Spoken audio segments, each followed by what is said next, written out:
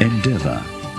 More than 200 years ago, it was Captain Cook's vehicle for discovery of a vast land. Today, it's a vehicle for discovery and recovery of vast natural resources. Northparkes Endeavour Copper Gold Mine.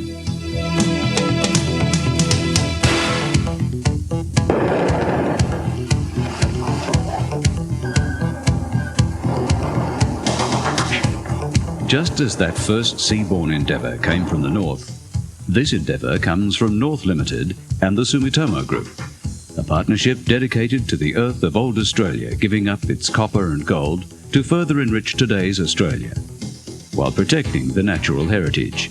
We currently export all our concentrate. The bulk goes to Asia, with some going to Europe. We make a high quality concentrate with high grades of copper and good gold credits, and that's all earning export dollars for Australia.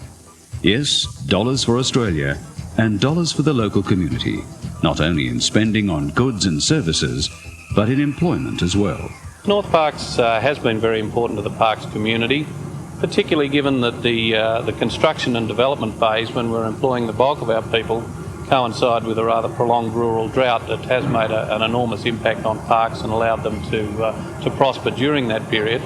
We've been employing up to 600 people and spending in excess of $10 million directly with the local community, and that works out at $1,000 per head for every man, woman and child within Parkes. Parkes and mining are synonymous, dating back to the gold rush in the middle of last century. That brought 10,000 diggers flocking to the area. 5 years later, the rush was over, but the seeds were there for rich agricultural and pastoral pursuits. That's one reason why the environment is so important to Northparkes. Mining came back to the Parkes area during the 1970s, when scout drilling led to the discovery of the Endeavour 22 mineral deposits at Goonumbla, almost 30 kilometres northwest of the Parkes township. Stage 1 of the Northparkes mine started in 1994, with open-cut mining at the Endeavour 22 and 27 sites. It's expected that in the 20-year life of Northparkes, 68 million tonnes of ore will be treated. This raw material will yield 1.8 million tonnes of concentrates, containing 800,000 tonnes of pure copper, more than 1 million ounces of gold, and over 5.5 million ounces of silver. Since the mid-90s, Stage 2 of the mine has concentrated on mainly copper-bearing ore, initially from the E22 and E27 open cuts. And while the Endeavour 27 is still supplying high-grade ore, the richest of the 3 deposits at Northparkes, the Endeavour 26, is mined underground. The underground mining technique at Northparkes is revolutionary, and North Limited is a pioneer. It's known as block caving. First, the ore body is undermined with a series of cross-cuts and drives. Then, gravity and natural expansion do the rest. As it's exposed, the ore body fractures, and loosened pieces crumble into the 130 draw points. Electric-powered loaders, LHDs, then haul the ore onto one of the 2 crushers. The underground aspect of the mining operation is a tremendously exciting part of Northparkes. We've taken a mining method that hasn't been used in Australia before. It has been used overseas, and it enables us to mine a relatively low-grade ore body that would not be economic, carrying the sorts of costs that are traditionally associated with mining, underground mining in Australia. About 80% of the final feed to the plant will come from the underground mine, with the remainder coming from the open cuts, and that in itself gives us a terrific amount of flexibility. The fleet of 6 LHDs, load, haul dumpers, are now capable of tele-remote operation, where the loaders are controlled from a central underground control room. The block caving method is traditionally a labour-intensive method of mining, but we've linked that with the most modern technology, particularly in the areas of automation, to the point where we have the lowest cost underground mine in the country. Using sophisticated computer systems, one operator monitors the fully automated crushing, conveying and hoisting system from the control room. It's cost-effective, and like the block caving method, which doesn't rely on explosions to mine the ore, is very safe. And at Northparkes, safety is paramount. Safety's a vital component of any mining operation, but it's particularly important here at Northparkes. We have some very good safety systems in place, but what really sets us apart is the commitment of the workforce at all levels to seeing our safety performance improve. We've coined a phrase here, safe production, and what that does is, while it recognises that production is the most important aspect of any operation, we're not prepared to compromise safety in order to achieve that production. From the underground crushers, which are the largest of their type in the world, the ore is transported by conveyors to the hoisting shaft, and from there to the surface. The ore is transferred via overland conveyors to the stockpile, a famous landmark at Gunambla.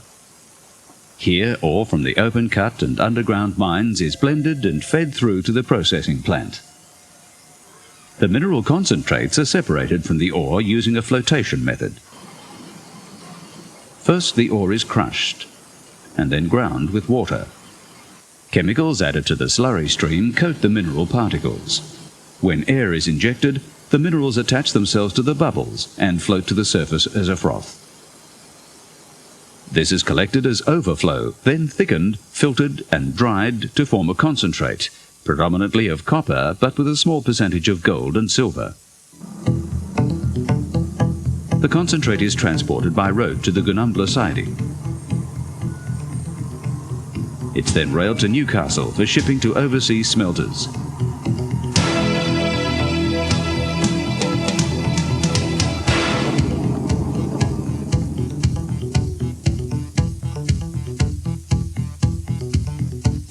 From the flotation process, the waste ore, or tailings as it's known, is thickened to a slurry containing 55% of solids, then pumped to a specially designed and constructed impoundment. The tailings slurry goes into the impoundment with the liquid running towards a decanting system. The water is decanted to a retention pond and then recycled into the flotation process. Tailings management is traditional in Australian mining. At Northparkes, the impoundments are sealed with local clay and built to withstand natural disasters, even earthquakes. Intensive monitoring has indicated there's no seepage. That brings us back to the environment and its rehabilitation. It's ongoing, and relevant government authorities are briefed on all activities through an annual mining rehabilitation and environmental management plan. Environment's a very important part of what we do here. We do a lot of monitoring of air, water and soil to make sure that the impact of the mine isn't felt by our neighbours. We're planting a lot of trees and creating wildlife corridors to attract the native fauna back into the area, and we're progressively rehabilitating as we go. And our aim is to leave the mine as close as possible to the way we found it in some 18-20 years when we're completed. Each year, Northparkes Mines plants thousands of seedling trees as part of a wildlife corridor creation program. By connecting stretches of remnant bush, the mine is helping to improve the habitat of native fauna. Eventually, when the rehabilitation of Northparkes is completed, all that will remain will be small hills and 3 lakes. Yes, it's an endeavour, all right. A joint endeavour between Northparkes and our immediate neighbours. We feel like part of the community, and we like to think it works both ways. With a payroll of up to $11 million a year and expenditure of about $80 million, Northparkes' contribution is measurable. That first seaborne endeavour is part of Australia's history. This one is part of Australia's prosperity.